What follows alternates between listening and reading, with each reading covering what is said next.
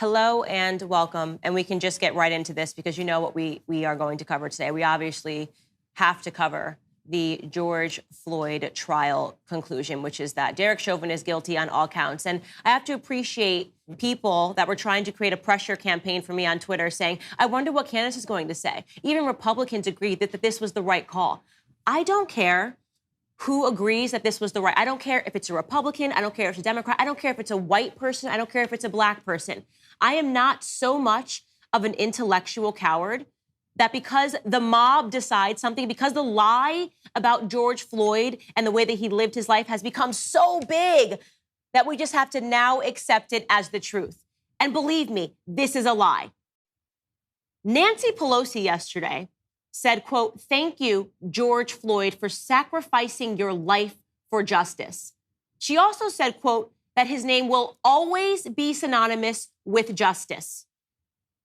George Floyd's name will always be synonymous with justice. You have got to be kidding me. And don't tell me it doesn't matter. It does matter. This is the most important part, that he is now becoming synonymous with justice. Let me remind you guys, I've done it before, right? When the media was spinning all the lies, when the media first came out and they said, oh, George Floyd was just getting his life together. He moved to Minnesota. He got released from prison in 2014. He was just getting his life together. You remember that? Do you guys remember that media depiction of St. George, who was just doing things for kids and just loved the kids and really was trying to set a good example and was just getting his life together? Until I reminded people of what his actual record was, because it became apparent to me that there was a reason that they were not producing the police footage, because they wanted to make sure that the lie was perpetuated around the world and repeated over and over again before the truth could get up from bed and put its shoes on.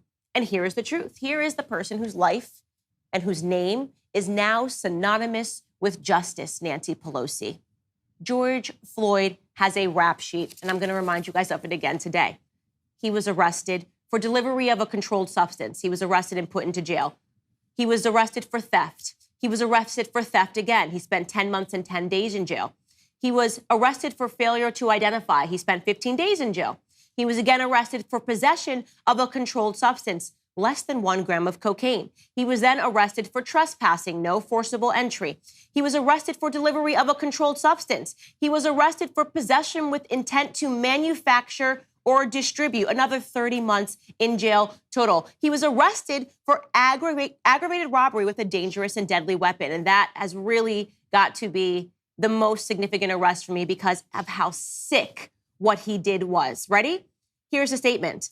At this time, a black Ford Explorer pulled up in front of the complainant's residence. The complainant that we're talking about, the woman, had somebody knock on her door and say that they were from the water department. And then that person forced their way into her home. And then a Ford Explorer pulled up.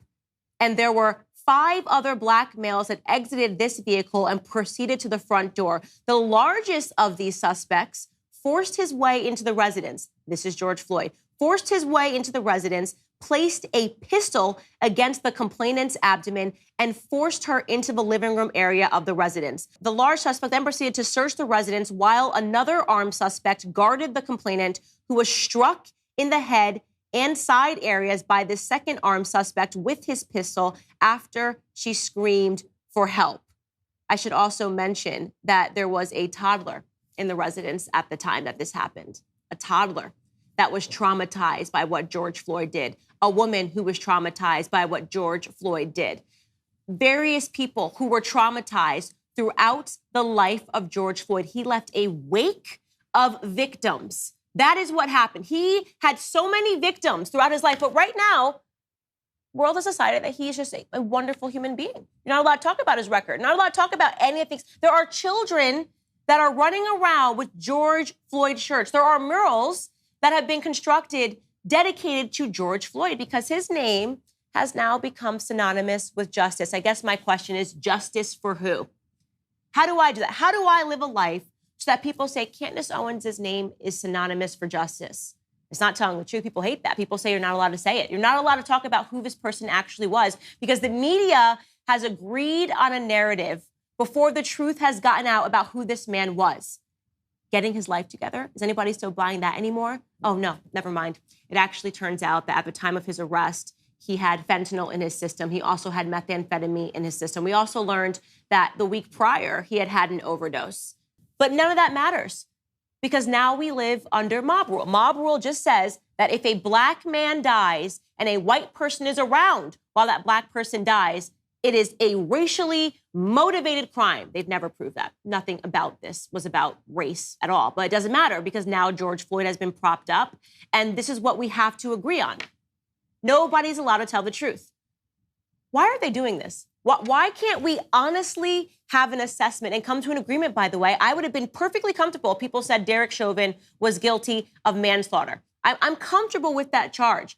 I'm not comfortable with the lies that have been told repeatedly about who this man was. If you care about black lives, if you're watching us thinking, Candace, I just care about black lives, then why can't we discuss black criminality at the same time? Because usually on the other end of black criminality is a black victim. That was the case with Jacob Blake. That was the case over and over again with George Floyd. That's also the case with, and let's talk about the person that was trending all last night and all this morning, Mk'iah Bryant, is that her name? The woman, the young woman that they're now saying, a 16-year-old girl in Columbus, Ohio, who was shot on Tuesday by police. Did you guys see the clip of her mother? She was shot and killed by police because she was attempting to stab another girl. It's on camera. She was a knife-wielding maniac, but those details don't matter. Don't forget, because her mother came out and said that Mk'iah had a motherly nature about her. She promoted peace.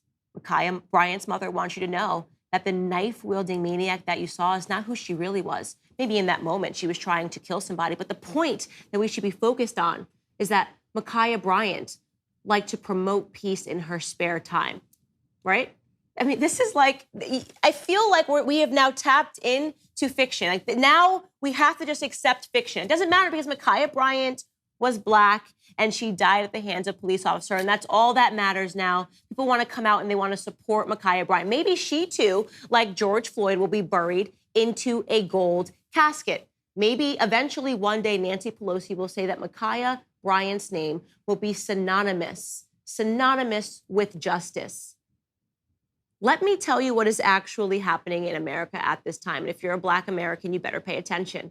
Right now in America, the goal is to make sure that black people love and support criminality. That is the goal. The express goal now is to make black people believe that we should be in the streets, rioting and looting and demanding justice for criminals, right? Because that is what these people are. They're criminals. George Floyd was in the process of committing a crime. I'm not saying he deserved to die. I don't think anybody deserved to die. I think he deserved to be arrested. They attempted to arrest him. Did you forget that part? Have you seen the full video of his arrest? The media refuses to show the full video that shows the police tried to put him into the vehicle multiple times, and he resisted arrest by saying, I'm claustrophobic, because he had just ingested fentanyl. Fentanyl, that thing that's 100 times more potent than morphine, he had just ingested it because he didn't want to again get caught with a controlled substance, as he had done repeatedly throughout his life. Let's ignore a testimony from his girlfriend who said that they were both addicted, which, by the way, that is sad. Drug addiction is sad. We can be talking about drug addiction. We should be talking about drug addiction. That would be a meaningful discussion. But instead, let's ignore all of these things that would help us fix Black America. Let's not talk about drug abuse. Let's not talk about drug dealers. Let's not talk about criminality. Let's not talk about why Mk'iah Bryant had a knife and was trying to stab a woman to death. Let's just talk about Black victimhood. Because the discussion about Black victimhood almost guarantees us that in the future, Black neighborhoods are only going to get worse. When you start celebrating criminals, that is, of course, what is going to be the end result. We're going to have more Black death. We're going to produce more Black failures because we're not allowed to talk about the truth anymore. And Republican Democrats are even saying that this is good, right? So let's not talk about it. It's just been agreed. The lie has been agreed upon. Don't say anything. If you tell the truth, Candace, you're a bad person.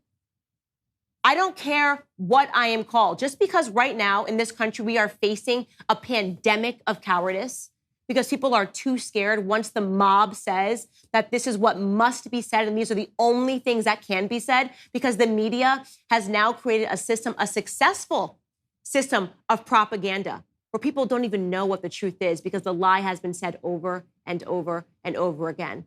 That does not mean that I'm going to back down to the truth. In fact, I think more than ever now, we need to have people that are willing to stand up and to say that what is happening in this country is wrong. What is happening in this country is backwards. None of these people that I mentioned are heroes.